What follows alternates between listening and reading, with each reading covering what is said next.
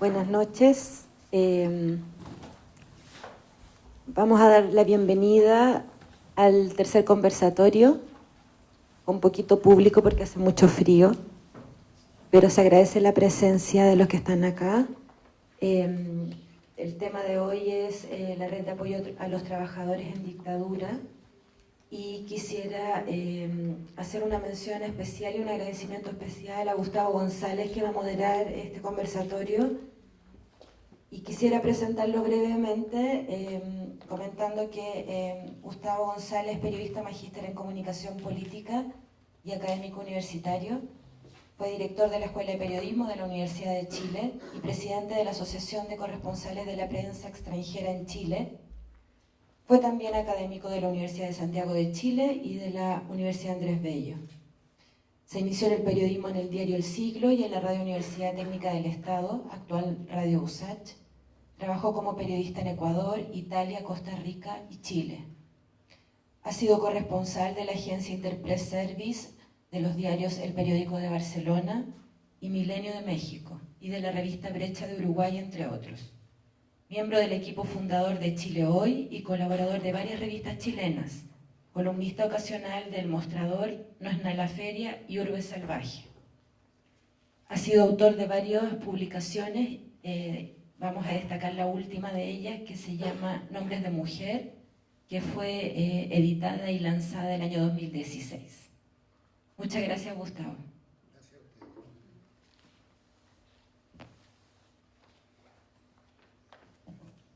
Aló, buenas noches.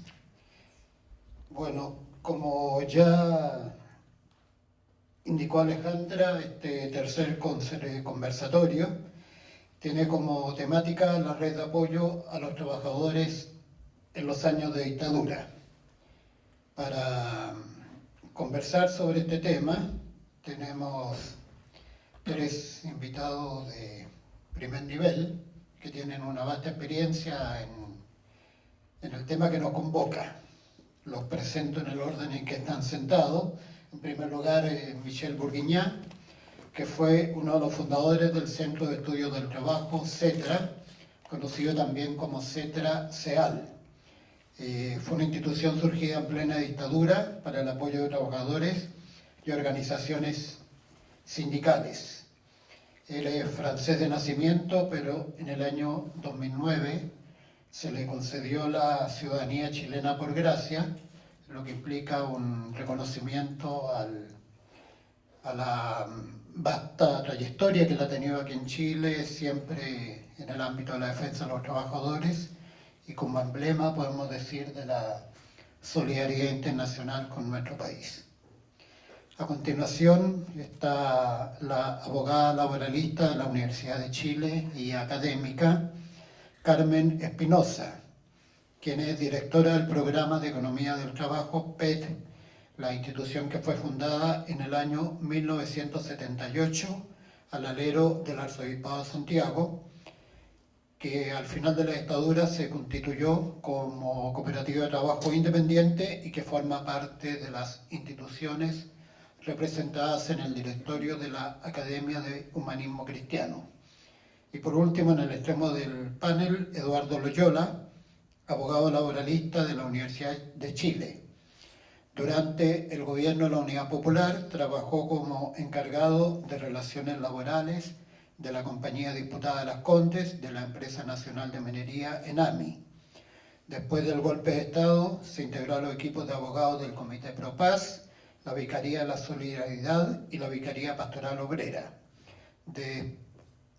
Después del fin de la dictadura, ha trabajado en la Corporación del Cobre, donde fue vicepresidente de Recursos Humanos y gerente general del Consejo Minero. Como podemos ver, nuestros tres panelistas están muy al tanto, digamos, por trayectoria, por experiencia, por formación, del tema que nos convoca, sobre el cual vamos a desarrollar el debate sobre la base de 4 ejes temáticos. El primero va a ser la situación de desprotección de los trabajadores y el movimiento sindical después del golpe de 1973.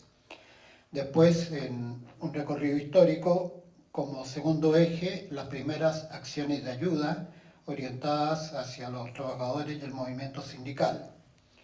Tercer aspecto es la formación de organizaciones, donde evidentemente tuvo un rol importante lo que fue la refundación de la CUT, originalmente llamada Central Única de Trabajadores, y que es refundada hacia el final de la dictadura como Central Unitaria de Trabajadores, manteniendo su sigla original. Y el cuarto eje sobre el cual vamos a conversar es el de la colaboración internacional. Proponemos como metodología del debate que en las primeras intervenciones nuestros invitados se centren en los dos primeros ejes, o sea, la situación de protección de los trabajadores, la situación del movimiento sindical luego del golpe y las primeras acciones de ayuda encaminadas a la reconstrucción del movimiento. Vamos a mantener el mismo orden en que estamos sentados, entonces durante 10 minutos le cedo la palabra a Michel Bourguignat para que se refiera a estos dos primeros ejes.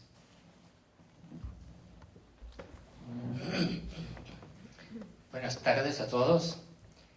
Antes me permito dos cositas, dos observaciones, si me permite, señor. La primera, felicitar el museo, pese a la poca asistencia por motivo del frío, felicitar al museo por esta iniciativa de hablar de los derechos de los trabajadores durante la dictadura. Y la segunda cosa, cuando uno ve un poco este tema, la memoria, es evidente que hay muchas caras, muchas personas que aparecen en la memoria de uno, igual que la memoria colectiva. Y me permito solamente nombrar a dos personas que me parecen resumir un poco lo que estamos haciendo aquí esta noche. Primero a Manuel Bustos, que fue presidente de la Coordinadora Nacional Sindical después de la CUT, su formación en 1988, y a Alfonso Baeza, que representa para mí el icono del apoyo que se dio desde el inicio al movimiento sindical y a los trabajadores. Volviendo al tema, como acabo de decirlo, desde el inicio yo creo que hubo la gente no sabía qué hacer, estábamos totalmente despistados. ¿Qué hacer frente al golpe? ¿Qué hacer frente a los cordones? Los cordones tuvieron una importancia bastante grande durante la Unidad Popular y eran un poco los lugares donde algunos esfuerzos se habían hecho para pensar tal vez en una suerte de resistencia. De hecho, la resistencia fue prácticamente nula. Sin embargo, yo recuerdo, vivía en la época en la población regular, cerca del cordón Santa Rosa, y escuchamos tiroteos en la mañana del 11 de septiembre. Por lo tanto, eso nos dejó totalmente despistados, sin saber qué hacer. Durante varios días, los dirigentes sindicales no sabían exactamente qué hacer, sobre todo que una de las primeras medidas que tomó la dictadura el 17 de septiembre fue de cancelar la personalidad jurídica de la CUT. Y muchas de las empresas que habían pasado a la área social económica de la Unidad Popular, muchas de las empresas volvieron los ex dueños. Y la primera cosa que hicieron fue, por supuesto, echar a los dirigentes sindicales y a muchos sindicalistas. Incluso en algunos bandos aparecieron algunos nombres de dirigentes sindicales buscados por la dictadura, como el presidente de la CUT, el presidente Figueroa. Pero sin pensar después de la cancelación de la personalidad jurídica de la CUT, voy a dejar al abogado hablar un poco de todos los bandos que siguieron para disminuir y hacer desaparecer todo lo que se podía hacer a nivel de lo sindical. Pero en cuanto a las primeras ayudas que se manifestaron, los dirigentes son astutos e inteligentes y no demoraron mucho a aparecer en locales de iglesia. Se dieron cuenta que los partidos políticos habían prácticamente desaparecido, sino en la clandestinidad, por lo menos a la vista. Los locales del partido político y de la CUT habían sido totalmente polarizados y tomados y y guardado por militares. Por lo tanto, ¿qué les quedaba? La iglesia. Y muchos de dirigentes sindicales, en particular los que fueron licenciados y echados por los nuevos dueños de las empresas, acudieron a las parroquias para contar un poco lo que veían, lo que les pasaba. Incluso no venían muy numerosos a las parroquias para no aparecer formando una reunión, porque las reuniones sindicales estaban prohibidas, por supuesto. Y lo interesante es que llegaron algunos dirigentes de federaciones y confederaciones a un local de la iglesia frente al arzobispado de la época, en la Fundación José Carday. Y ahí yo creo que empezó precisamente algo para recapacitar y reanimar y dar un poco de aliento a los pocos dirigentes sindicales que no sabían qué hacer porque sus locales habían sido también expropiados. Yo creo que la iglesia supo abrir sus puertas y los dirigentes sindicales entraron de las puertas abiertas de la iglesia. Bueno, dejo la palabra a la Carmen y a Eduardo. Muy buenas tardes a todas y todos. Hoy día estuve tratando de pensar cómo expresar tantos hechos y tantas vivencias que tuvimos los que nos tocó vivir el golpe y la dictadura desde la óptica del trabajo. Yo antes de trabajar en el PET estuve trabajando en una institución del arzobispado también y yo diría que yo era bastante joven en ese tiempo. La dimensión del trabajo había que mirarla por un lado, en este aspecto que ha contado Michel, que es el desmantelamiento de las organizaciones sindicales, pero por otro lado también es importante recordar la cantidad de despidos, de empresas que cambiaron su manera de relacionarse, pero también del miedo, el miedo de las personas a participar en cualquier actividad que les pusiera en riesgo su vida. Y conversábamos un poco antes de entrar que el tema del trabajo pareciera que no ha sido un tema que ha recogido la memoria de estos tiempos y ha quedado como postergado. Sin embargo, era una dimensión esencial. Aquellas familias que quedaron sin trabajo tuvieron que encontrar mecanismos de sobrevivencia que fueron una mezcla de solidaridad y una mezcla de ingenio y de acercarse a los espacios en que podían recibir ayuda. La iglesia efectivamente tuvo mucha apertura en muchas de las dimensiones y una de las primeras cosas que hizo fue canalizar la ayuda humanitaria para que las familias no murieran de hambre. Y eso hoy día parece tan lejano en el sentido de que las personas, si no contaban con esos paquetes de ayuda que eran de cosas que hoy día ni se usan, como el butter oil, que era un aceite, mantequilla, queso extrañísimo, las bolsas de harina, los porotos. Y en esa situación, la verdad que trabajar fortaleciendo actores, siquiera haciendo que las personas perdieran el miedo, era bien complejo. Y la dimensión del trabajo entonces no era lo primero. Era algo que había que hacer porque había que sobrevivir, pero por supuesto que la urgencia era el asegurar que las personas sobrevivieran, no fueran detenidas, no fueran desaparecidas, no fueran torturadas, etc. Llegando al Programa de Economía del Trabajo, que se constituyó por ahí por el 78, es un programa especial en el sentido de que los miembros originales del PET eran todos académicos que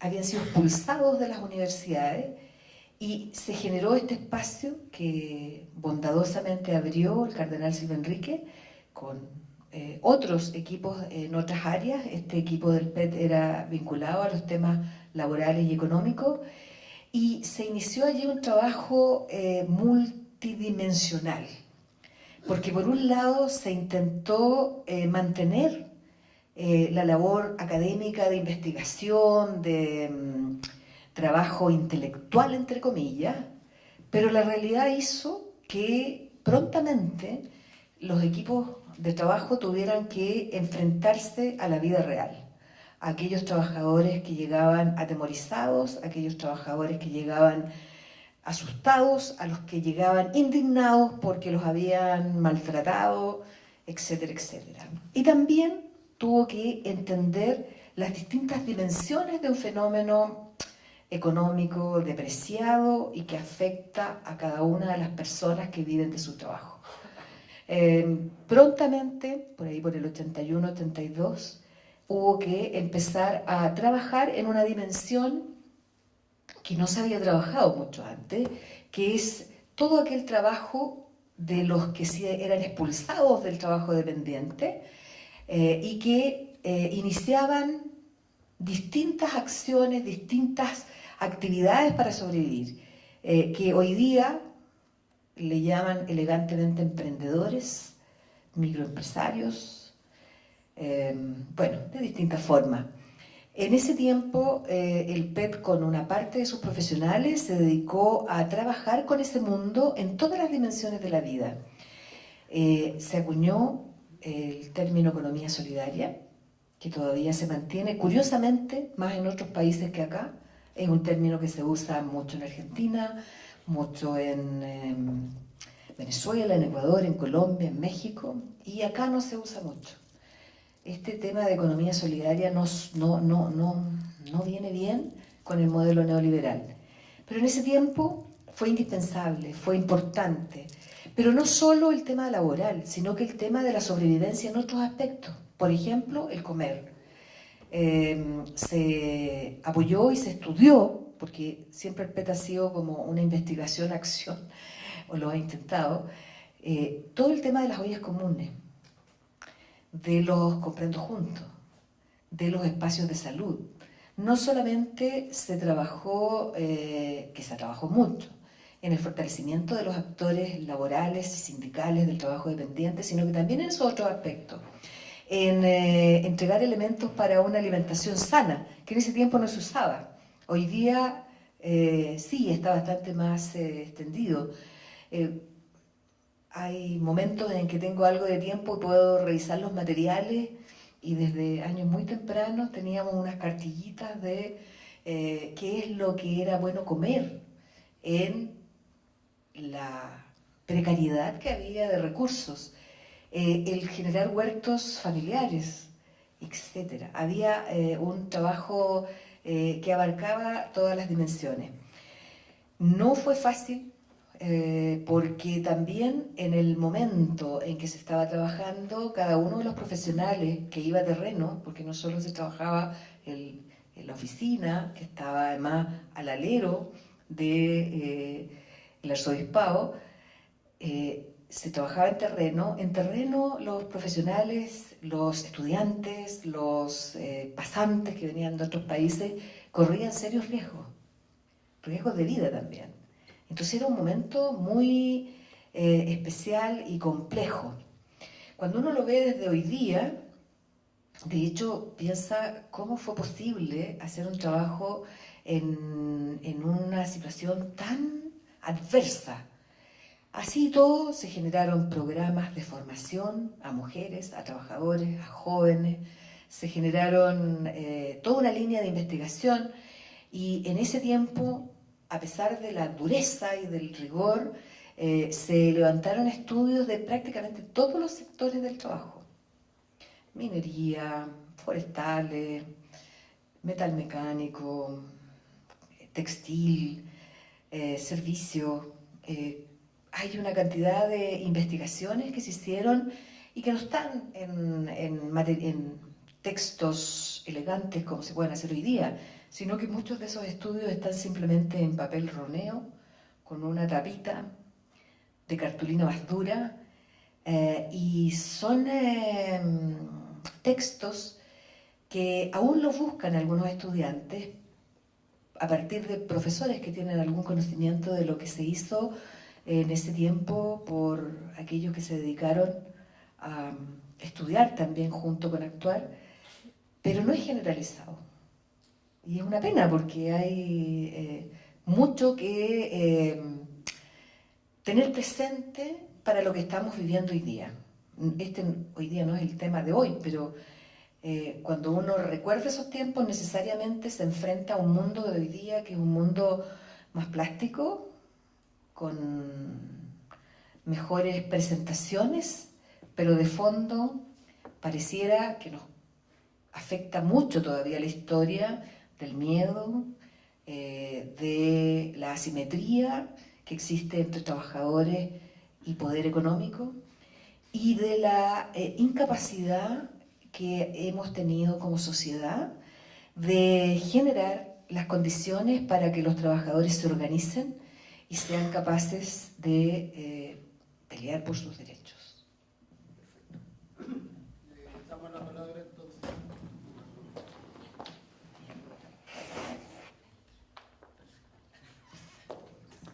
Muchas gracias. Buenas noches. Oye,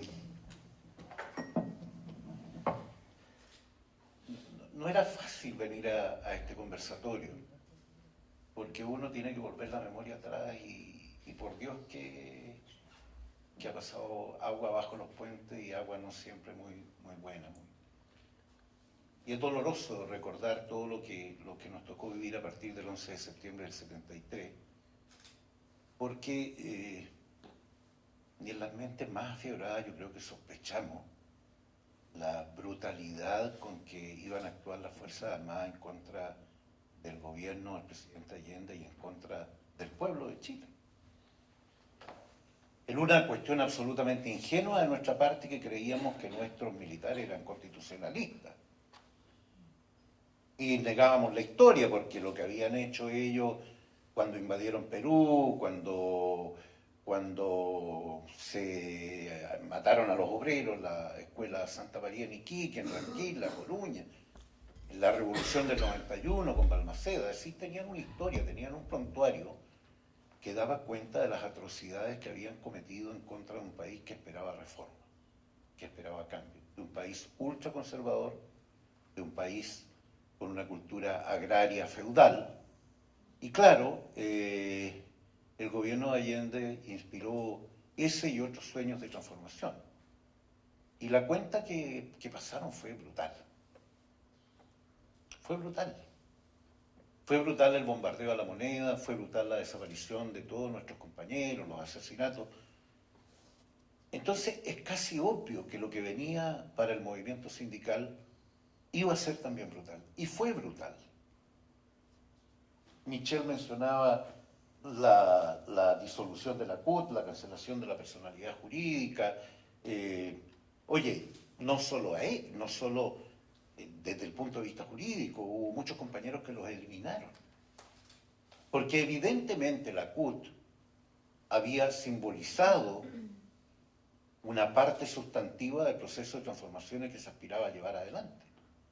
No podemos olvidar que Lucho Figueroa fue ministro del Trabajo, que Rolando Calderón, el Guaso, fue ministro de Agricultura, que Hernán del Canto fue ministro del Interior, que Carlos Cortés, un viejo dirigente, fue ministro de la Vivienda. Entonces, cuando uno mira en retrospectiva y dice, vaya, el movimiento popular, los trabajadores fueron parte significativa de este proceso de cambio, la explicación es casi obvia. La cuenta iba a ser y fue muy grande. Pudo haber sido peor. Y no fue peor gracias a instituciones que tuvieron el coraje de ponerse a la cabeza de la defensa de los derechos humanos. Yo no sé si tuve la suerte, pero fui parte del Comité de Cooperación para la Paz, organismo creado por un organismo ecuménico creado por el cardenal Silva Enrique, el obispo Frenz, el líder de la iglesia judía, de la iglesia luterana, era el obispo Frenz, Helmut Frenz. Bueno, y ahí en una casona en Santa Mónica se constituyeron equipos, unos atendían el tema de violaciones de derechos humanos propiamente tal, nosotros atendíamos el tema laboral, y defendíamos a la gente que fue capaz de superar el miedo, de ir, de reclamar y de pedirnos apoyo. De pedirnos apoyo no a nosotros, sino que a la institución, y nosotros éramos los defensores en tribunales. Tú mencionabas cómo habían sido el proceso de la dictadura.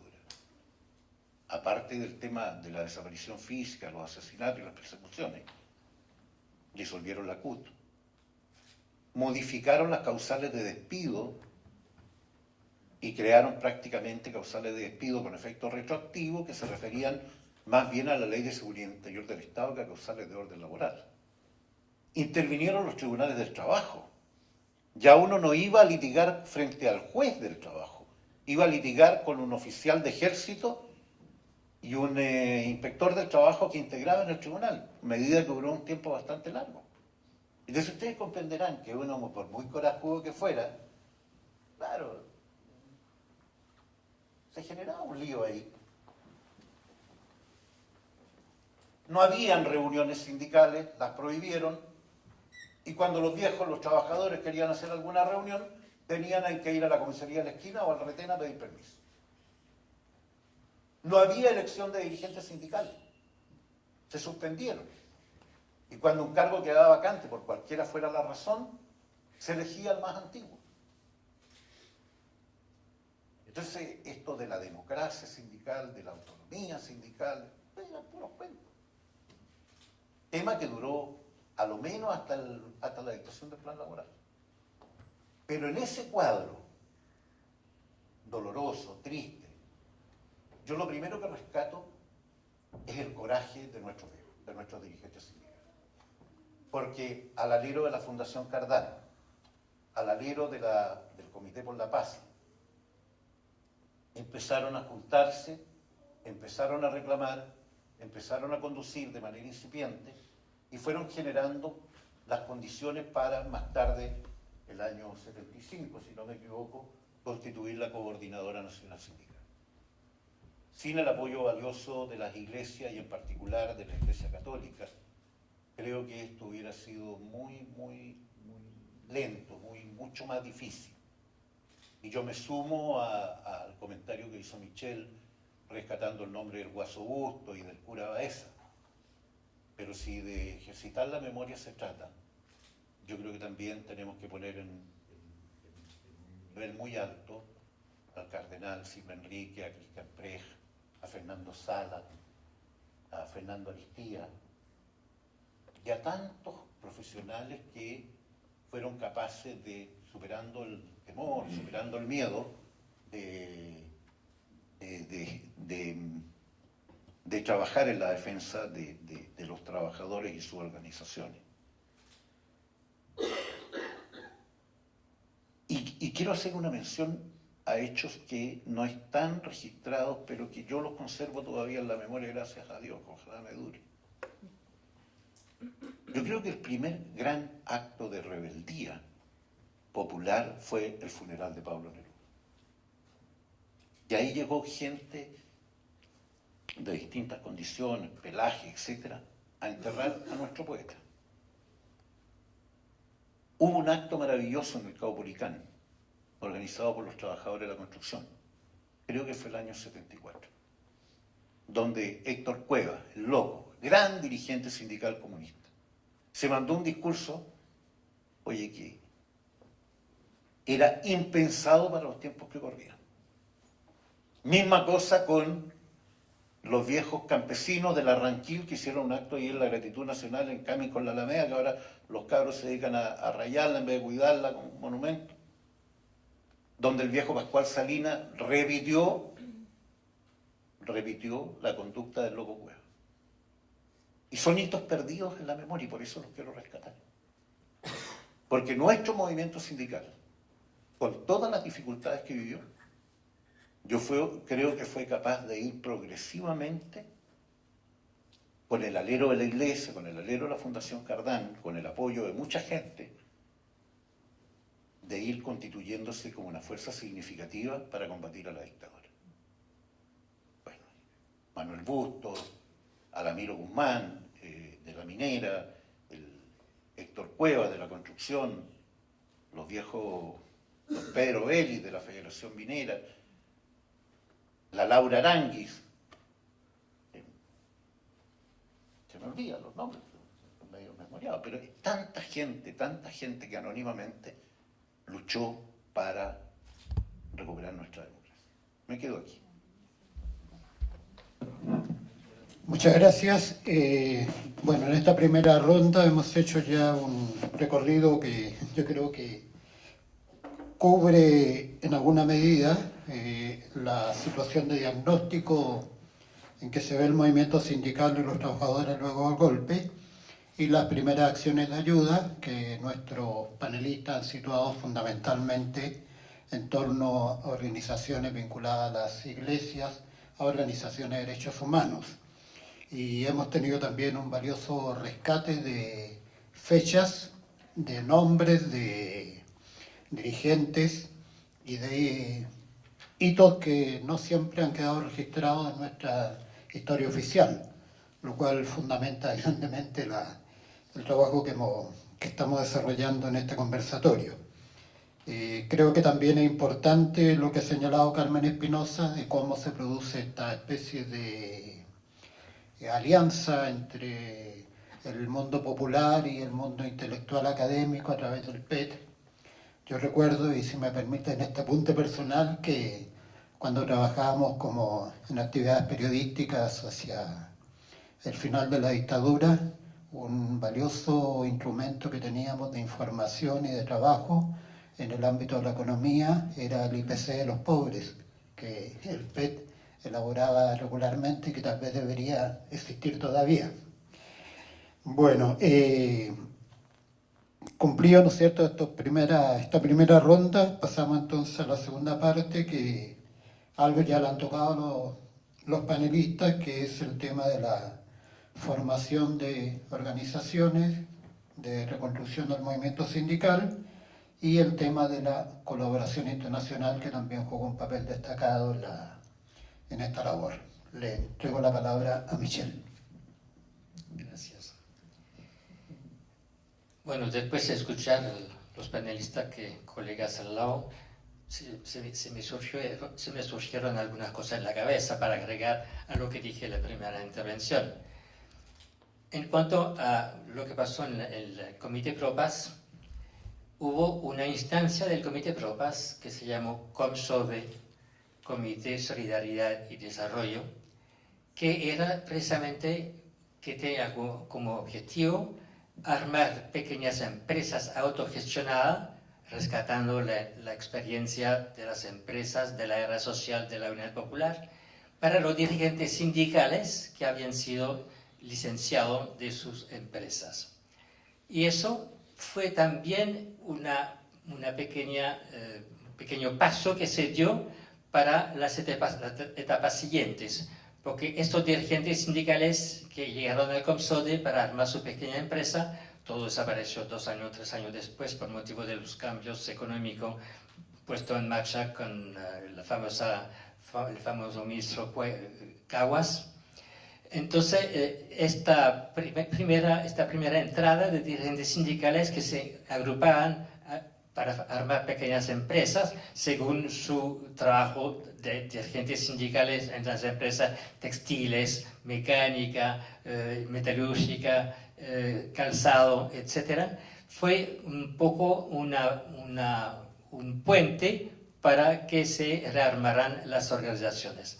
Tal como lo señalaba un poco en mi primera intervención, y Eduardo insistió mucho en eso, los dirigentes sindicales inteligentes y con mucho ánimo no perdieron mucho tiempo para tratar de rearmar sus organizaciones y encontrar una pieza por aquí, un pequeño departamento por allá, para encontrar nuevos locales, para reorganizarse. Y eso fue durante los 2 años siguientes, cada uno haciendo lo que podía en su lugar y tratando de ver qué pasaba en las empresas con los sindicatos, tal como lo señaló Eduardo, los sindicatos que seguían existiendo en las empresas. Y lo interesante es que se dieron cuenta los dirigentes que faltaba un poco una cohesión entre ellos. Y de ahí surgió lo que llamó también Eduardo la Coordinadora Nacional Sindical en el año 75. Eso fue un gran paso, porque para armar esta coordinadora, los dirigentes fueron a buscar cuáles eran sus puestos en la CUT, cuyos dirigentes habían sido elegidos en 1972. Y prácticamente esta Coordinadora Nacional Sindical tuvo como dirigentes un representante de cada fuerza sindical y política que había integrado la directiva de la CUT de 1972. Fue una metida de pata para Itaúra, pero un evento muy, muy significativo y muy interesante que va a permitir una reconstitución de una cierta coordinación dentro del movimiento sindical. En cuanto a otras actividades que se dieron para favorecer nuevas organizaciones sindicales, personalmente yo, con el apoyo de algunos dirigentes, creamos una revista clandestina en la época, por supuesto, Páginas Sindicales, con el objetivo de comunicar a los dirigentes lo que podía pasar en otras organizaciones que se estaban surgiendo, porque la radio prácticamente nunca hablaba de lo que pasaba en las empresas, tampoco la prensa. Por lo tanto, era necesario que hubiera, además de la comunicación verbal entre dirigentes, que hubiera un instrumento. Este instrumento, Páginas Sindicales, que duró hasta la vuelta a la democracia en el año 1990. Evidente que Carmen aludía a los documentos que eran policopiados, que eran con cartulina. Páginas Sindicales apareció así, debajo, a partir de la reunión de la Vicaría de la Pasarela Obrera en la época. Después fue un poco más fácil de hacer una cosa más abiertamente y que podía tener otro aspecto también, para que los dirigentes tengan en sus manos algo que sea leíble de manera más fácil. En cuanto a las organizaciones sindicales que nacieron, quisiera nombrar una a una, con la cual el CETRASEAL, que tal como se llamaba en la época, tuvo mucha actividad. Era la FESIT, era una organización sindical bien significativa y bien representativa del momento. Agrupaba a sindicatos del PEM y del POG.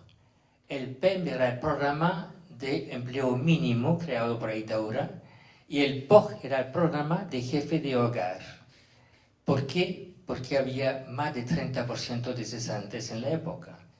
Y siempre me llama la atención esta FESIT, porque es una imagen de la creatividad y de la inteligencia de los dirigentes sindicales que se arreglan como para crear algo que corresponda a la situación. De hecho, acabo de hablar del CETRASEAL. CETRASEAL nacimos en el año 1980. De acuerdo con Alfonso Baeza, la Vicaría Pasarela Obrera, pensando que ya el partido político que estaban presente a través de los dirigentes en la Coordinadora Nacional Sindical querían tener más presencia detrás de organizaciones ONG, por ejemplo, o instituciones de profesionales como el CETRASEAL, que querían tener más relación con los dirigentes sindicales, tal como se pasaba en la CUT de la Unión Popular en los años anteriores. Entonces, por eso que el CETRA nació con una idea netamente política, para abrir al mundo sindical las puertas de los partidos políticos clandestinos y darle una posibilidad de concertar políticas.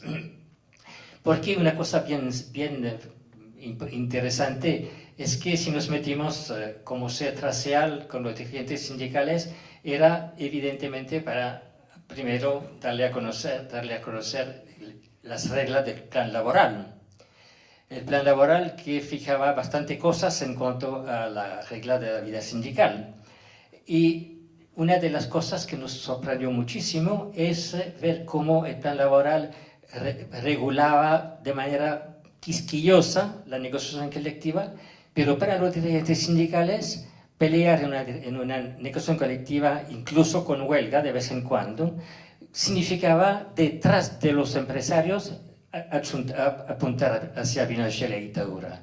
Había como una especie de proyección de su movilización en el marco de la negociación colectiva hacia la dictadura. Quisiera, a propósito del plan laboral, señalar que una de las cosas que tuvo que hacer la dictadura y que favoreció la resurrección de los sindicatos fue a fines del año 1978, antes del plan laboral de 79. Hubo un congreso de la Central Sindical norteamericana que mandó un recado a la dictadura y que dijo: si no hay sindicato en Chile, todos los puertos de Norteamérica no van a recibir ningún producto chileno. Entonces la dictadura ya tuvo miedo y en un mes abrieron para que hubiera elección de sindicato en las empresas.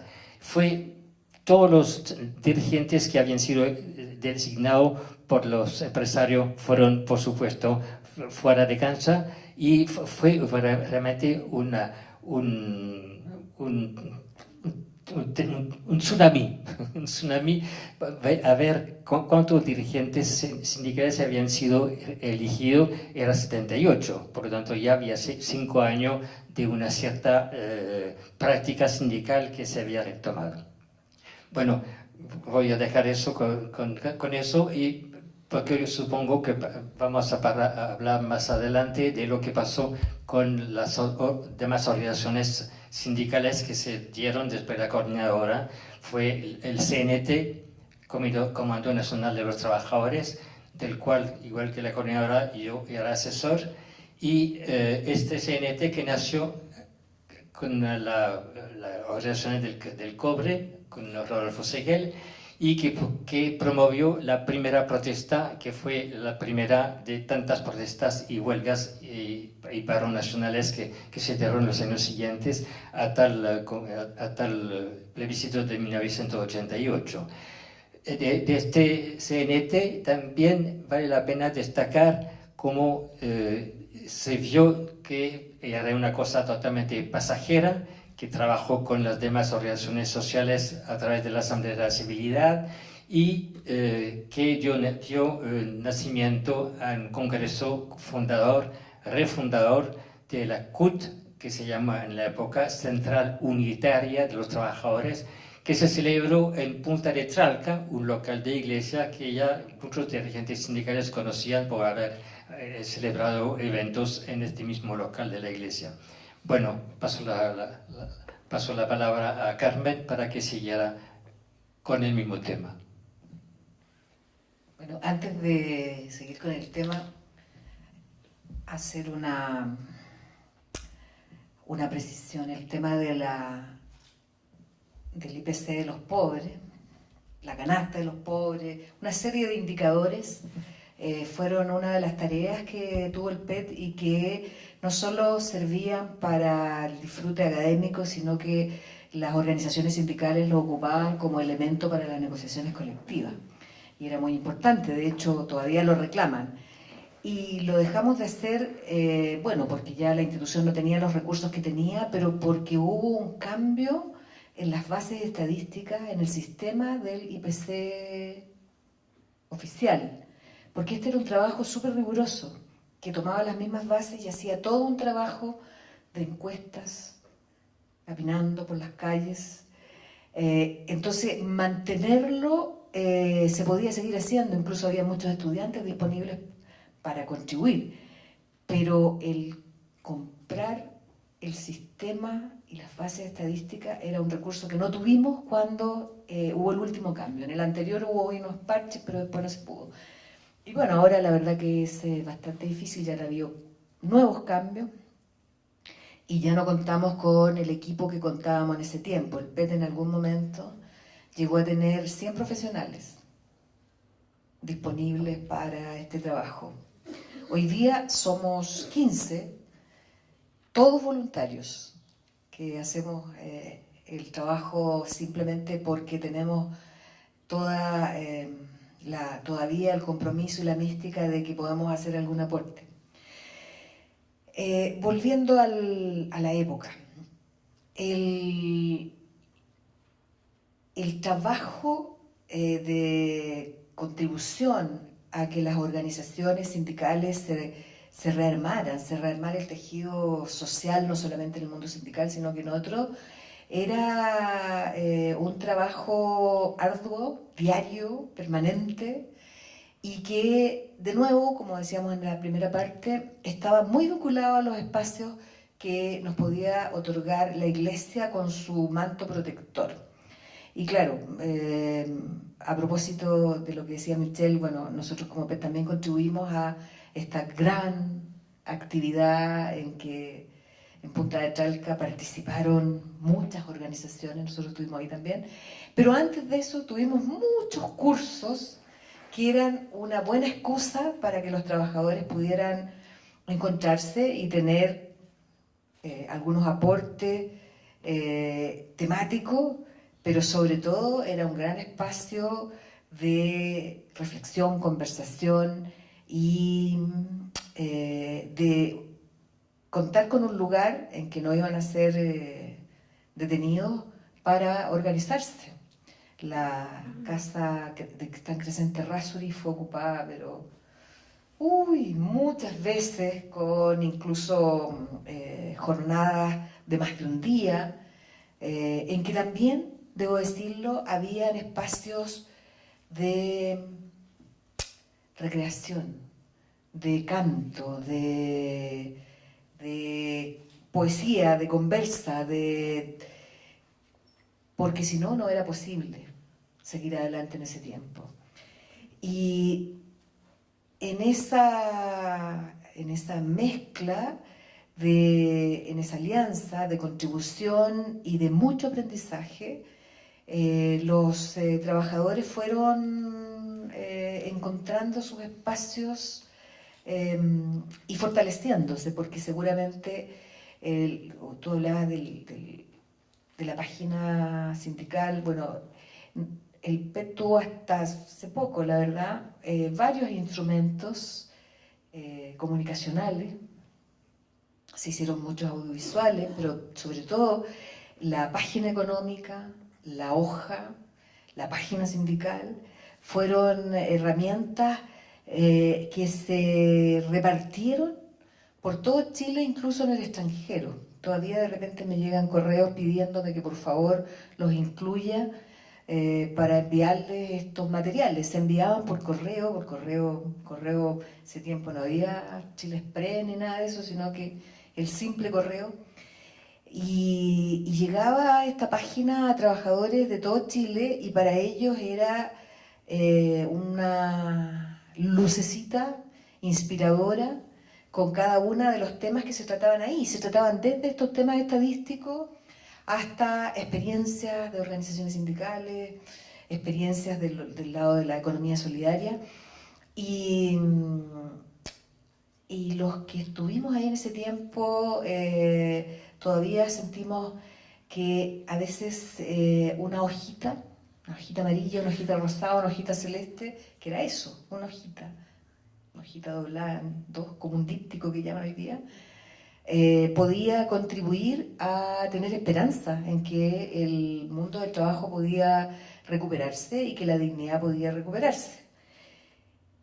Hoy día no es tan fácil hacer ese tipo de material.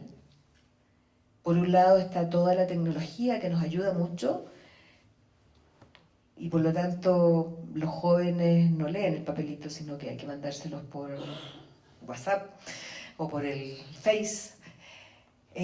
Pero es complejo porque para hacer ese papelito que era de 2 hojitas, había un equipo de profesionales detrás que investigaba, que escribía, que se relacionaba con los actores laborales y sindicales. Y hoy día ese equipo no, que eso es como el último bloque, ¿no? Se relaciona con lo que está en el último bloque. Hoy día no es posible porque aun cuando seguimos muchos, no solo en los equipos, el equipo del PET que está hoy día, sino que hay muchas otras personas que yo me he encontrado que siguen haciendo su contribución.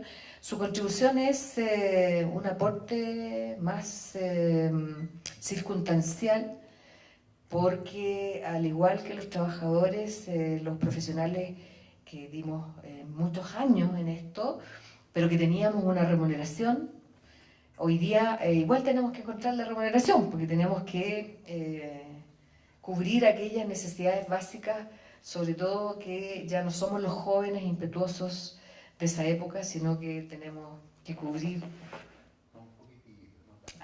poquitito, pero igual, cosas que en ese momento quizás ni pensábamos. El mundo ha cambiado, las organizaciones han cambiado, pero lo que se mantiene, a mi juicio, es la necesidad de mantener este vínculo de quehaceres en las distintas realidades que se tienen, entendiendo que los trabajadores y la fuerza de los trabajadores está en la información y la capacitación. Si pierden esa posibilidad, una vez más el modelo logra su objetivo, que es ese objetivo que tuvo y que yo creo que fue muy exitoso, en generar trabajadores individualistas, consumistas, y con la plena certeza que la organización no sirve. Hay un número demasiado grande de trabajadores hoy día que no consideran que la organización es una herramienta, sino que es un invento de alguien y que los hace desprestigiarse. La ventaja que teníamos en ese tiempo, que lo conversábamos también antes, es que la fuerza que tenía la clase trabajadora tenía que ver con el convencimiento de que los derechos se ejercían en colectivo.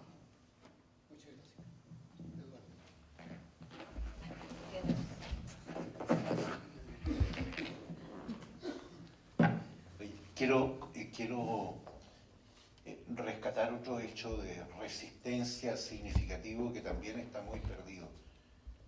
Me refiero a la primera misa por los detenidos desaparecidos que se hizo acá en la Basílica de Lourdes, que la hizo el obispo Alvear. Y fue una misa maravillosa, de cate de nuestra gente, de solidaridad, pero también hubo represión al término de ella.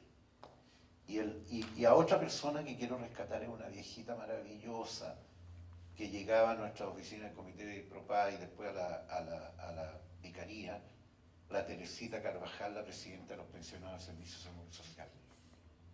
Mira, la Teresita era como la Teresita de Calcuta. Yo creo que no tenía ni para micro, pero ahí aparecía todos los días a defender a sus pensionados y no se le puede olvidar.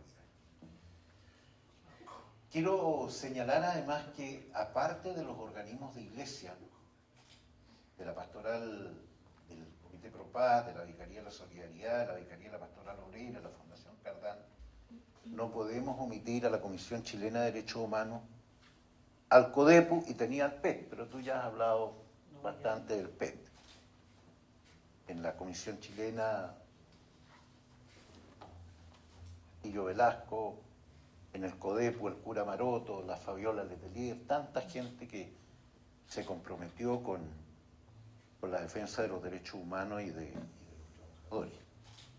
La Iglesia no lo pasó bien en esta etapa. Entre mis apuntes tengo por aquí que el Comité Pro Paz duró exactamente hasta el 1 de diciembre del 75. O sea, nada. No le caíamos simpáticos al caballero, al que ustedes saben. No lo voy a nombrar porque para qué. Pero, de ahí es cuando uno entonces tiene que reconocerle a la gente su coraje y su valía. El 1 de enero de 1976 estábamos instalados ahí en el Palacio frente a la Plaza de Armas y empezó a funcionar la Vicaría de la Solidaridad.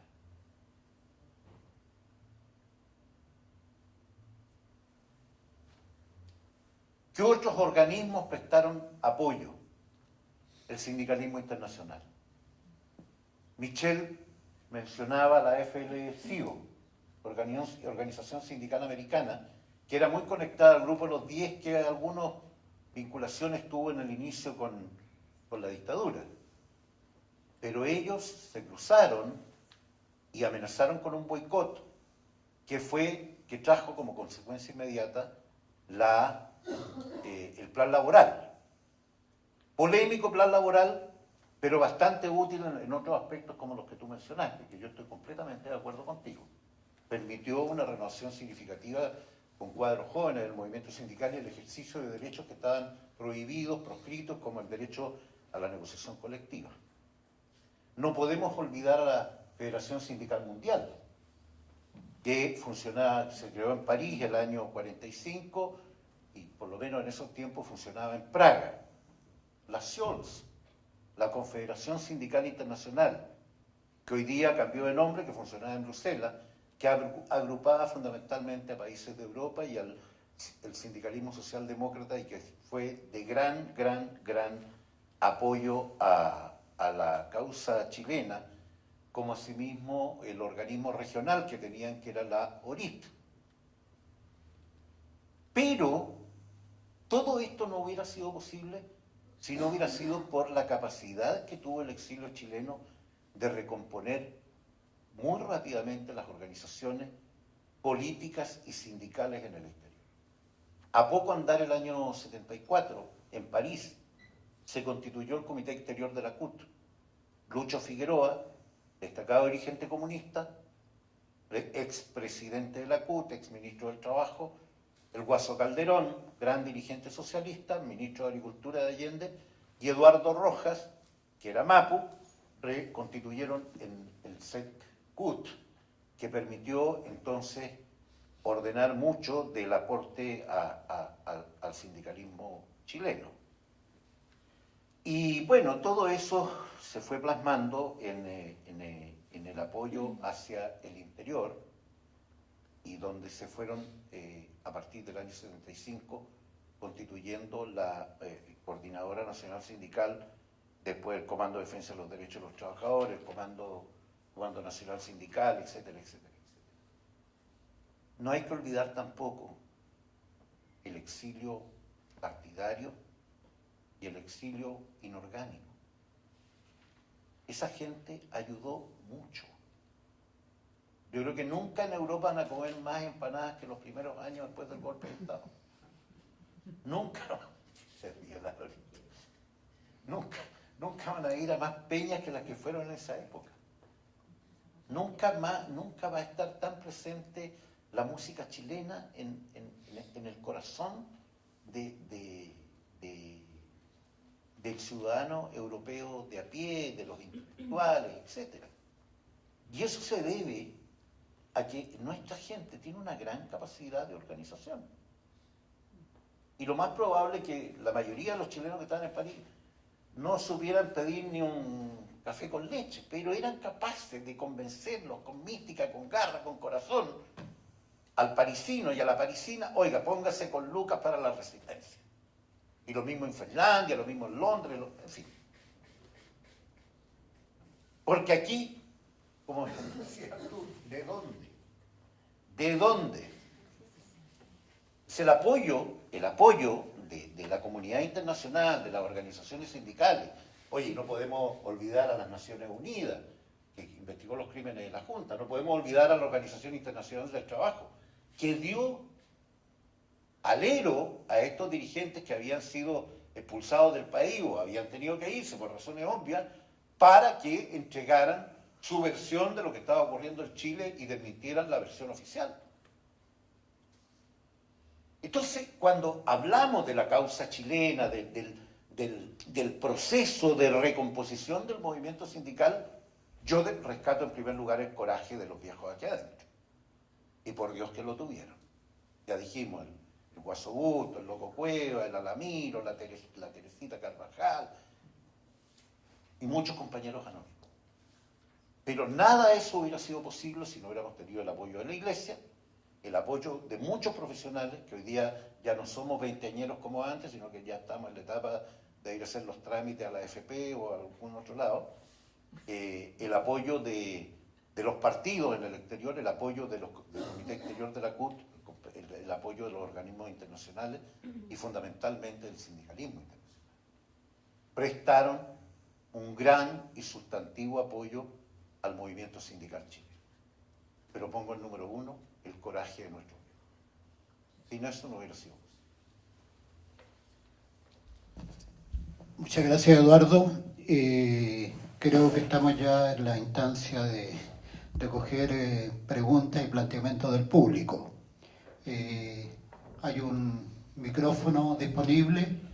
A quienes formulen las preguntas les pediría que se identifiquen y precisen si es un planteamiento genérico, general, o si la pregunta va dirigida en específico a alguno de los panelistas. Perdón, buenas tardes, yo soy Loreto Hecker. No era tanto para hacer pregunta, quería agregar algunas cositas ya que se está haciendo un registro que sirve, digamos, para recoger la historia. Quería, a propósito de apoyo, recordar, tú te debes acordar, Eduardo, la existencia de los DECAL, los Departamentos de Capacitación Laboral.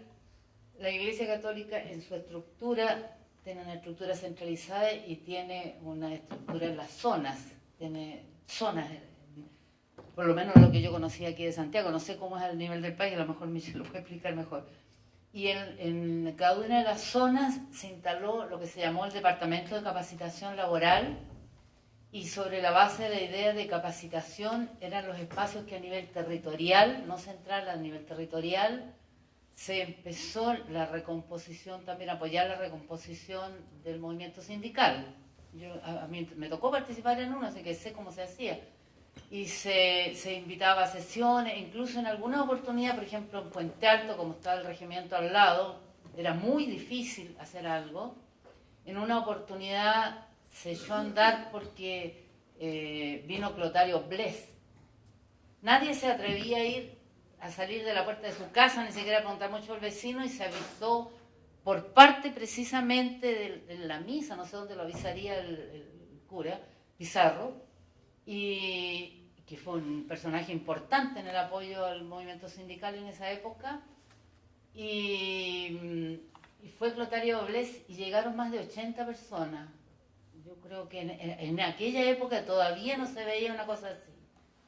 Lamentablemente después vieron unas bombas o no sé qué que habría puesto alguien del MIR, según dijeron, y empezó la repri, y eso significó ir para atrás, y bueno, costó mucho volver. Pero eran cosas de ese estilo, se hicieron encuentros, seminarios, en fin.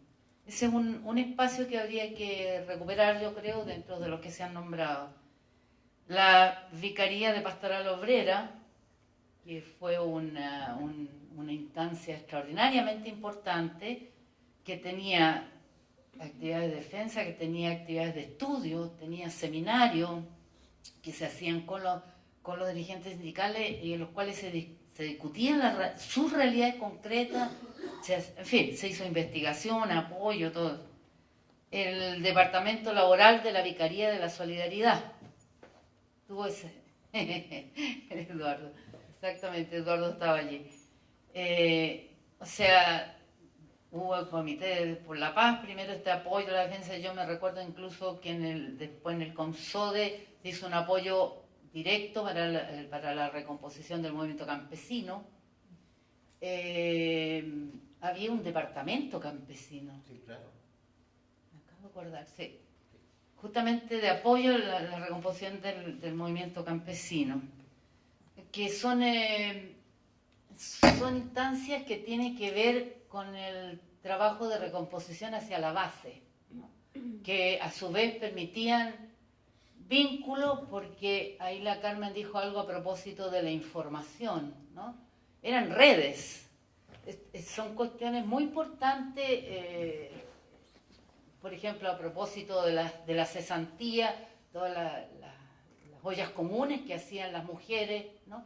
Para sustentar a su familia cuando sus maridos habían sido despedidos o ellas mismas habían sido despedidas. Y a cada una de esas ollas comunes venían muchas veces trabajadores con experiencia a hablar como sindicalistas de la organización. Y además, bueno, venían muchos jóvenes, era típico porque venían con la guitarra y se cantaba, y entre medio que se cantaban se decían cosas, se hablaba la realidad. O sea, se habla mucho de la muerte en la época de la dictadura, y casi no hemos hablado de la vida que bullía, pero es impresionante. Yo creo que nunca más he visto aquí en este país la vida que vimos en esa época, en la base. Y estos pequeños organismos eran fundamentales para eso. Esto a nivel sindical, además de las ollas comunes también, los DECAL y la Pastoral Obrera, que le prestaba apoyo a todos esos DECAL. La Pastoral Obrera es la cabeza de todos los departamentos de capacitación laboral. Entonces, como el otro lado de la reconstitución del movimiento sindical, está el apoyo internacional, están estos organismos que hicieron, y está ese trabajo que se hacía en la base. Hubo muchas redes. Cuando se llamó al paro protesta, se llamó un paro y después se llamó paro protesta, para que fue lo que en realidad empezó a abrir el país, a abrir algunos surcos ya distintos. De hecho, después apareció el movimiento democrático popular, precisamente porque se abrió un espacio ahí, ¿no? Habían redes. O sea, obviamente no había cómo informarlo públicamente por ningún lado. Se llamó al paro protesta y el país entero se manifestó. Es decir, a través de todo ese tiempo se ha venido armando redes. Había una vida pero infinitamente superior a la que vivía. Y una vida basada en la lógica de la solidaridad. Y dentro de eso también respecto del movimiento sindical. Muchas gracias, Loreto. Un agregado. ¿Alguien más quiere intervenir? Preguntas, planteamientos, ahí arriba. Hola, mi nombre es Vladimir. Quisiera hacer una pregunta en relación al apoyo que tenían los trabajadores luego de ser cesado su trabajo, pero la ayuda tiene que ver en relación al lugar donde vivían, porque entendiendo que los trabajadores, si bien eran trabajadores organizados, sindicalizados, a la vez también eran pobladores. Y el movimiento de pobladores también durante la dictadura fue muy golpeado, muy reprimido.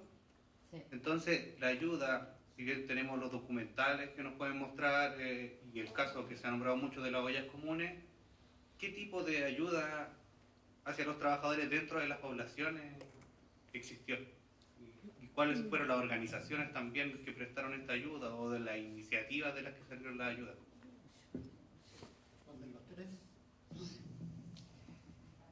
Mira, según la experiencia que tengo yo, los dirigentes sindicales con los cuales trabajábamos a partir de nuestras ONG, el CETRASEAL en mi caso, siempre, sobre todo en el momento de las protestas, siempre hablábamos de su inserción en la población. Y sí es cierto que el movimiento poblacional fue clave para las protestas. Muchos de los dirigentes sindicales estaban ahí.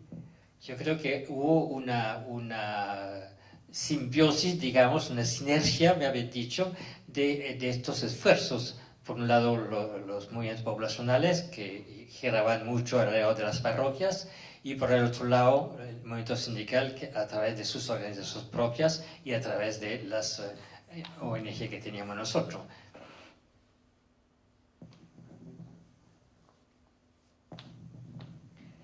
En eso yo creo que tuvo una dirección mixta entre también las las distintas instancias y organizaciones que habían y las parroquias. Hubo muchos comités cesantes al principio y en la medida que después hubo el plan laboral, también hubo un sector que se organizó como sindicato de cesantes y que derivaron en distintas situaciones. Algunos pudieron reencontrar trabajo y otros también recibieron aportes, esto lo digo desde mi experiencia con otras instituciones en el arzobispado, capacitación para oficios o para actividades, por ejemplo, artesanales. Yo creo que en esa época fue el momento en que más descubrieron su creatividad y su capacidad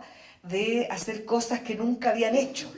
Obreros que habían estado en una máquina, resulta que se convirtieron en creadores de arte de las más diversas tendencias, expresiones. Y ahí también vino la combinación de la solidaridad internacional, porque también se generaron a partir de la internacionalidad de algunas otras fundaciones que captaron esas producciones y la llevaron al extranjero. También, como decía Eduardo, en Europa fue el tiempo en que más monitos, chalecos, arpillera, pero muchas otras cosas más tuvieron en sus casas los europeos a propósito de ser solidarios con un pueblo que estaba con muchas dificultades y que parte de la resistencia también era sobrevivir económicamente. El resistir y el poder contar con los recursos básicos para la vida significaba una esperanza de cambiar esta situación de represión y de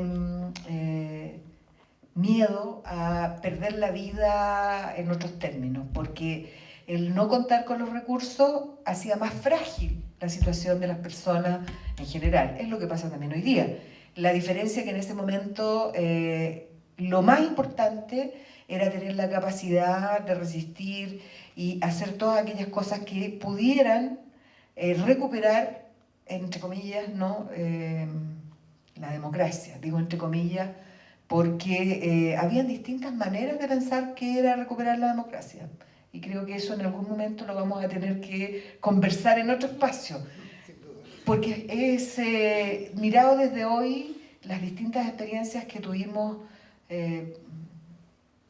los que nos aproximamos de distintos espacios, es bien interesante recomponerlo hoy día, porque quizás nos puede explicar por qué estamos en la situación que estamos hoy día. Lo que nos imaginamos que recuperábamos eran, yo creo, películas, escenarios, imaginaciones distintas, y no supimos canalizar aquellos que teníamos la posibilidad de contribuir de mejor forma, quizás una idea de mejor mundo para todos. Muy bien. Eduardo. Mira, yo no tengo una respuesta concreta para lo tuyo. Lo que sí te puedo contar es que los trabajadores y los pobladores tenían una gran imaginación para constituir organizaciones en contra de la dictadura. Entonces una cosa era el movimiento sindical, otra cosa el movimiento de pobladores, pero cuando había que pelear, ahí estaban todos a un mismo lado. Yo te pongo como ejemplo a un gran dirigente, un muchacho muy joven, el Lalo Valencia, que fue dirigente de los pobladores, y que estuvimos juntos en la primera negociación colectiva de Goodyear, que es una planta que tenía en Maipú, y que hicimos la primera, yo era abogado asesor del sindicato junto con Rafael Carballo y Laureano León, un colega, viendo que está fallecido, y Roberto Morales. Hicimos la primera huelga del plan laboral. Y el Lalo Valencia, que era dirigente de los pobladores, era la estrella de la huelga, pues tenía una energía el flaco. Se nos ocurrió hacer una marcha hasta el Ministerio del Trabajo. Nunca le habían pegado tantos combos al Guatón Loyola como me pegaron esa vez. Entonces, con esto te quiero graficar que estaba todo imbricado, que en apariencia no había una conexión, pero en la práctica sí. Porque tampoco seamos ingenuos, todos éramos militantes de partidos, todos teníamos una parroquia detrás, entonces las cosas se canalizaban de distintas maneras. Lo que yo rescato de tu pregunta es la capacidad de reorganización del movimiento popular, sea por el movimiento sindical, por los pobladores, por los cesantes, por esto, por este otro. ¿Hay más preguntas? Yo quería. Hola, soy Daniela. Solo si podían referirse un poquito a la relación entre el movimiento sindical, el movimiento cultural y el movimiento estudiantil, que un poco, bueno, yo trabajo acá en el museo y hemos podido ver a través de algunas entrevistas que fueron movimientos que se complementaron y que generaron los espacios también para que se dieran un poco el desarrollo de las cosas, sobre todo en los 80. Si pudieran contarnos su experiencia o su visión sobre eso. Entonces, vinculación, movimiento sindical, cultural y estudiantil.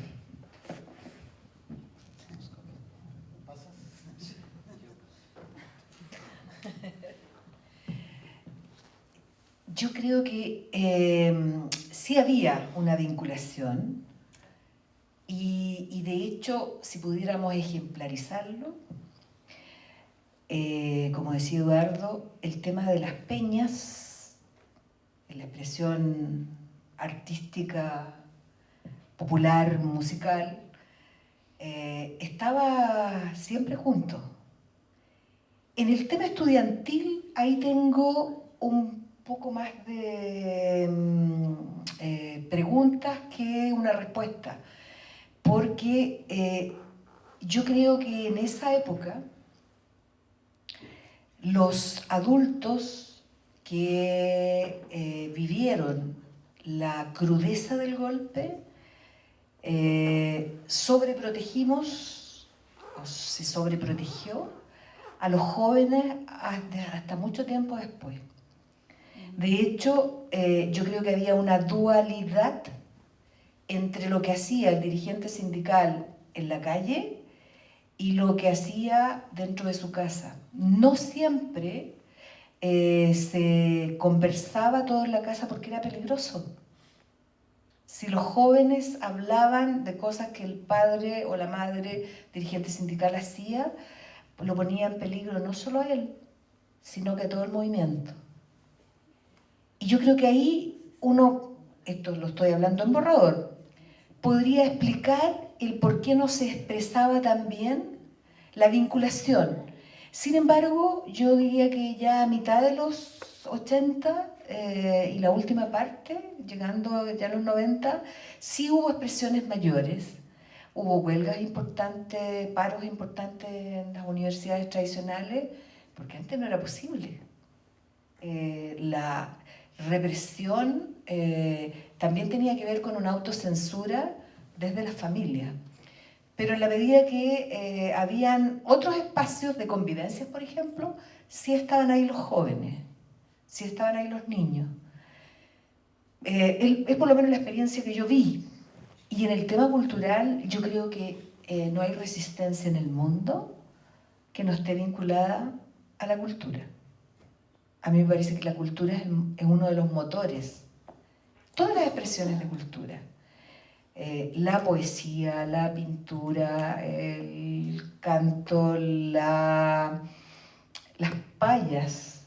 En el mundo campesino, yo creo que en ese tiempo fue uno de los tiempos en que se generaron nuevos payadores en función de la protesta también.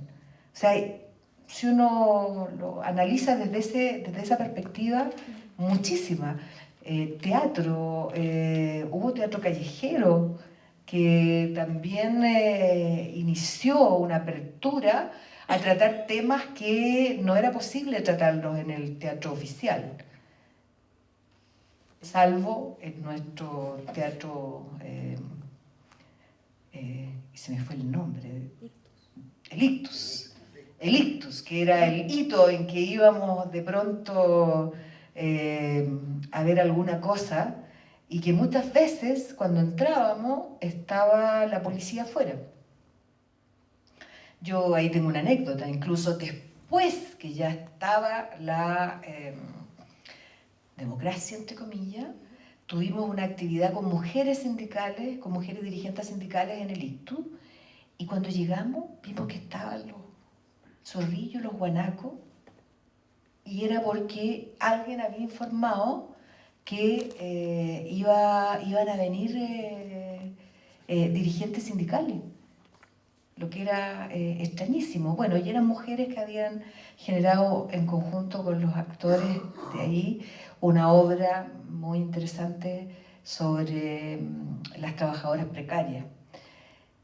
Cosas como esas uno las recuerda y se le vienen además un montón de otras. Entonces, yo creo que sí había un vínculo, a veces espontáneo, y en otras situaciones yo creo que también buscado, porque en la medida que fuimos capaces, como decía Loreto, de generar una expresión, una ebullición de redes, cultura que buscaba también compensar este dolor y esta tristeza. Yo les decía, en los cursos que se hacían con los dirigentes sindicales había una rigurosidad y estudiaban y discutían políticamente, veían cómo iban a hacer la estrategia con la empresa, pero también había un espacio de reírse, de contar chistes, de cantar, de vivir también esta búsqueda tan importante que es hacer la vida también placentera. Y yo creo que eso también contribuyó mucho, porque más de alguno llegó a esos cursos no por ir a estudiar nada, sino porque se enteró que había un espacio interesante de recreación que hacía mucha falta en ese tiempo. Yo creo que los jóvenes, sobre todo, no se pueden imaginar lo que significaba ese tiempo en que había pocos recursos económicos, no había comida, no había calefacción en invierno y había miedo. Por lo tanto, el tener espacio en que se pudiera, además espacios en lugares protegidos por la iglesia, en que se pudiera contar chistes contra la dictadura, pero también reírse de las situaciones que se vivían, era un espacio muy importante y muy importante, creo que es importante rescatarlo hoy día. Yo, antes de ir a tu pregunta, quiero rescatar algo que dijo la Loreto, que tiene que ver con cómo rescatábamos la vida. Yo les quiero contar que en ese tiempo podíamos, hoy día ya es más difícil, por lo menos yo con las rodillas no puedo, pero teníamos un equipo de fútbol, hacíamos campeonatos de béisbol. Oye, nos agarraba a Chuleta, el Mote Aguirre, ¿te acuerdas del Mote? ¿Cuántas veces lo agarraba a Chuleta? Y era cura en ese tiempo el Mote.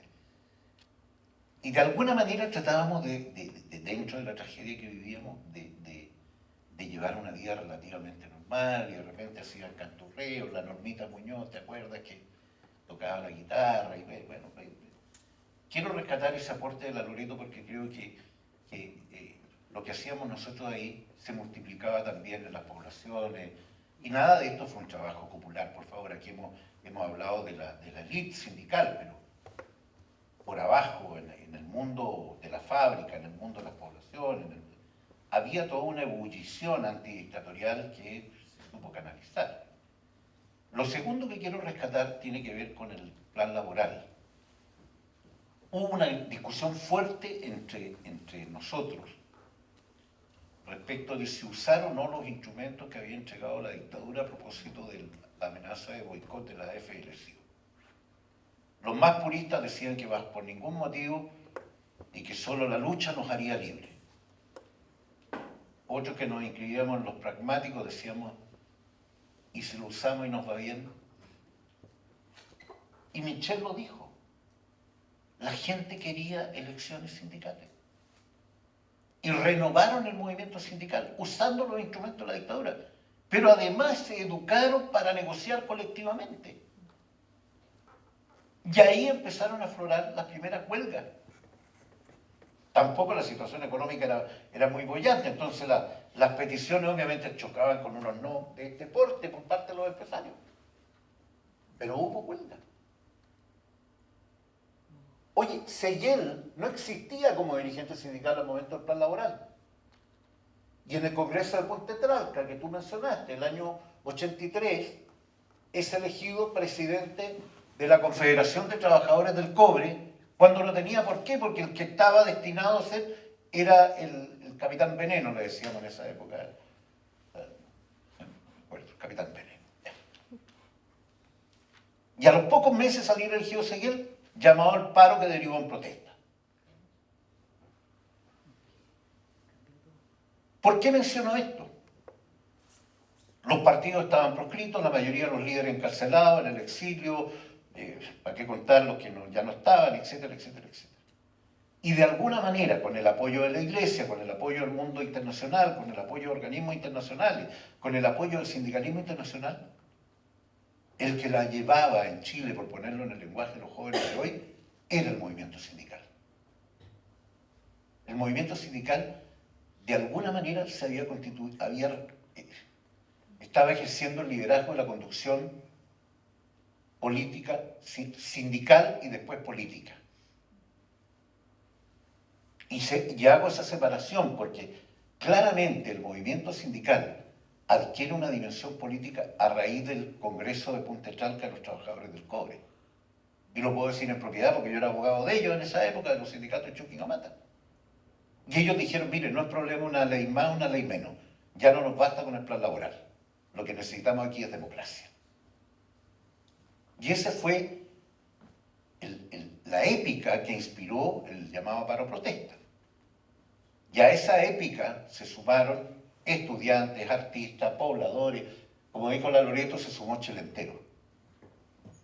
Porque claro, más de alguien se hubiera podido quedar con, oye, nos cambiaron las leyes laborales, ahora vamos a negociar empresa por empresa, vamos a tener derecho a huelga. Pero la cosa seguía igual nomás, pues nos seguían sacando la cresta, pero por todos lados. Entonces el tema de la recuperación de la democracia pasó a ser el eje de la política. No se olviden de que antes de eso, el 25 de febrero del 82, de manera atroz habían asesinado a Don Tuca, pues. Don Tucapel Jiménez fue un año antes de las protestas, lo mataron estos salvajes. Entonces había como toda una carne, como todo un escenario que llevaba a que esto ya no era un problema sino de retorno a la democracia. Y yo creo que fue el gran detonante. Y les quiero contar algo que no lo cuento habitualmente, pero yo estaba en Chuquicamata el día del paro protesta, porque bueno, me ganaba la vida atendiendo a esos viejitos, me ponían unas lucas todos los meses y me permitía sobrevivir. A veces me permitía un poco más que sobrevivir. Y en Chuquicamata había un regimiento al interior del mineral. Y el día del paro protesta, obviamente nos cortaron la luz, el agua, los teléfonos, nos rodearon con cañones la sede del sindicato. La noche anterior había habido una reunión con todos los dirigentes sindicales. Y pues, obviamente ninguno quería echarse para atrás, porque los viejos en eso son orgullosos. Hasta que llegó el minuto y dijo, oye, ¿y cuántos viejos tenemos para parar? Supongan que en esa época eran 10.000 trabajadores. No da compañero, como dicen los viejos las parroquias, los viejos los partidos. Ya, ¿y cuántos serán por turno? Eran 3 turnos, de 8 horas. Serán 100 por turno. A ver, ¿cómo? Contemos de nuevo. O sea, si en Chuquicamata hubieran parado los viejos, primero iba a ser una ínfima, un número muy chiquitito. Y 2, todo lo que habíamos avanzado en la recuperación del movimiento sindical y la reconstitución de partidos se iba a la chuña, porque los que iban a parar eran los militantes de partidos. Y dijeron, no, seamos pragmáticos, esta cuestión no vamos a hacer protesta, no vamos a parar Y de alguna manera fue lo que permitió que en Chuquicamata no hubiera quedado una mortandad, porque las condiciones que estaban eran terribles. ¿Qué tiene que ver esto con el movimiento de los estudiantes y el movimiento de los trabajadores? Yo creo que ellos se sumaron a la conducción del movimiento sindical, pero la conducción la llevaba el movimiento sindical. ¿Por qué? Porque ellos tenían tanto más problemas que los trabajadores. Acuérdense que las universidades fueron intervenidas desde el primer día. ¿Y qué decir de los artistas? Oye, peña, teatro, había censura, pues.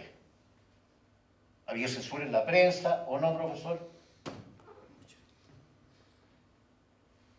Vivíamos en toque de queda. Este era un país de locura.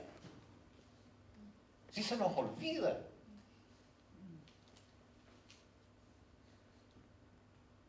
Entonces, rescatar lo que estamos rescatando es rescatar la vida, como dijo la Lorena. Y rescatar la vida es que fuimos capaces de sobreponernos a toda la tragedia y combatir al tirano, al dictador, a las Fuerzas Armadas chilenas, con las herramientas del movimiento popular. Después de las protestas, bueno, viene otro cuento, y el tema es cómo salíamos a la democracia. Porque después de las protestas, no se olviden ustedes, de que hubo un sector que quiso negociar con Sergio Rafael, al tiro. Y otros creamos el Movimiento Democrático Popular. ¿Sí o no, Loreto? Pero eso es materia de otro cuento. Bueno, gracias. Chuta, yo quería hacer un aporte, no era pregunta. Yo también quería agregar algo. Sobre eso. A ver, ¿tenemos tiempo para una intervención más? Sí. Ya, entonces, por favor. Mira, era un aporte. Yo estaba en la universidad, tuve muchos años en la universidad. Estaba en la universidad del 73, la universidad técnica, y egresé del 80. Y la verdad es que esta unidad que tú mencionas parte mucho antes del 80, mucho antes. Y el movimiento cultural, que después redunda en la generación del 80, la ACU y todo eso, parte en la universidad técnica el año 76. O sea, nosotros el año 74 con Milico y todo ahí, lo que hacíamos al principio éramos todos deportistas, como decía el compañero. Todos jugábamos, hasta yo jugué fútbol. No sé, me pusieron el arco ahí. Y porque además todos éramos militantes, lo que estábamos tratando era de no morirnos, ni siquiera de rearticularnos. Y luego el 76, más o menos 76, 77, empezamos ya a salir del deporte y tomarnos los casinos. Y en los casinos empezaron a llegar amigos como el Conjunto Aymara, como el Chamal, o parte o grupos del Chamal, ¿cierto? El 78 ya llegan, bueno, y cuando nos tomamos los casinos, nosotros empezamos, siempre habíamos tenido relaciones en la Universidad Técnica, por lo menos, con los dirigentes sindicales. Así es que empieza a llegar los jóvenes, como nos acordábamos en la visita guiada la otra vez con el compañero Troncoso, por ejemplo, o dirigentes sindicales fundamentalmente de la construcción en ese tiempo. Entonces, se hacían las peñas, como decía Carmen, nos tomábamos los casinos, hacíamos las peñas, venían los compañeros artistas y venían los compañeros dirigentes sindicales. Y hasta que ya en 79, 80 fuimos bastante más audaces, nos tomábamos el Foro Griego. Nos ponían la radio y volvía. Y ahí siempre estuvo Jorge Yáñez, seguía Troncoso. Y entonces esta unidad era más que solidaridad de uno hacia el otro, era entender que este país tenía que tener una resistencia desde lo que había sido siempre, por lo menos en la Universidad Técnica, la unidad del movimiento estudiantil con el movimiento obrero.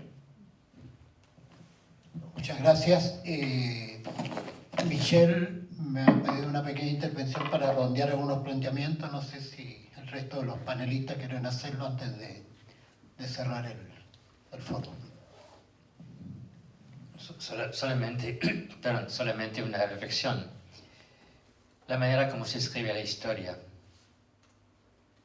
Yo recuerdo, durante la dictadura, nuestra central SEAL, tomamos la iniciativa con dirigentes sindicales de publicar cuadernos de historia del movimiento popular desde la independencia.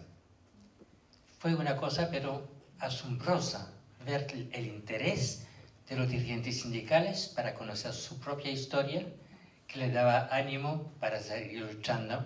El momento que vivíamos en la época era en el año 1982. Y yo lamento que hoy en día se haya olvidado enseñar la historia del movimiento popular en muchos jóvenes, aunque yo sé que hay profesores de historia de liceos públicos que utilizan todavía estos cuadernos para enseñar la historia a sus alumnos. Yo creo que la historia es una gran escuela para saber vivir el día de hoy.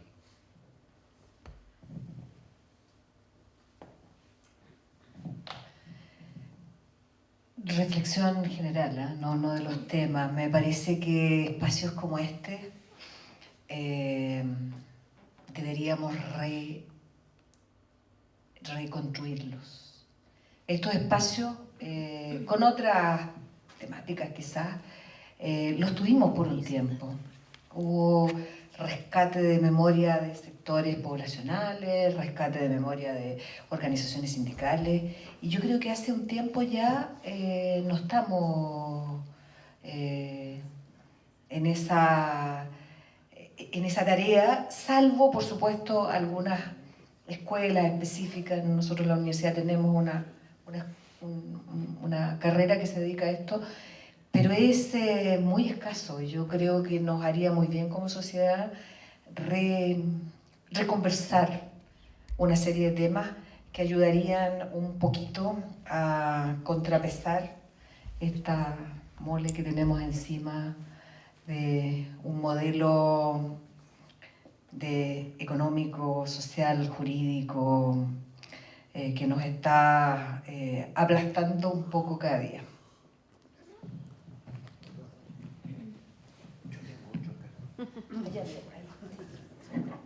Oye, yo quiero darles las gracias por la paciencia que han tenido, por el frío, en fin. Pero quiero concluir mi reflexión diciendo que, no siendo yo un católico militante, no obstante que mi familia fundó la Compañía de Jesús, de esa iglesia, de la iglesia del cardenal Silva Enrique, de Cristián, de Fernando Sala, Monseñor Aristía, yo guardo un cariño y un agradecimiento enorme. Porque cuando llegué en los inicios del Comité por la Paz, nadie me preguntó nada, ni de qué partido era, uno quería ayudar. Claro, yo era militante de un partido, lo sigo siendo, y me refiché y todo lo demás, pero nunca me preguntaron. Y eso yo lo agradezco, porque tampoco éramos muchos los que estábamos disponibles para esa pega. Entonces, cuando hay ataques en contra de la iglesia, en mi cabecita vuelvo a esos tiempos y digo, oh Dios, damos gracias porque tuvimos la iglesia que tuvimos. Porque si no, la barbarie hubiera sido peor. Y lo más importante, que nunca nos exigieron carné de ir a misa o de nada, pues éramos herejes, pero buenos tipos. Entonces, quiero terminar mi intervención agradeciéndoles a ustedes y agradeciéndole a la iglesia que nos dio la oportunidad de ayudar a nuestros compatriotas. Gracias, Eduardo. Bueno, a mí también me toca agradecer como moderador de este panel la presencia de todos ustedes que han desafiado el frío y han tenido la paciencia de seguir este diálogo que yo creo que ha sido muy fructífero. Han desfilado acontecimientos históricos, han desfilado personajes notables de nuestra historia reciente y creo que hemos cumplido en alguna medida o en gran medida el propósito que se trazó el Museo de la Memoria al convocar a este conversatorio, a la espera, digamos, de que lo que se ha contado acá, como ha quedado registro, pueda ser también difundido, ya sea por métodos audiovisuales o publicaciones. Así que en primer lugar el agradecimiento para ustedes y en segundo lugar el agradecimiento a nuestros tres panelistas, a Carmen, a Michelle y a Eduardo y al Museo de la Memoria. Buenas noches.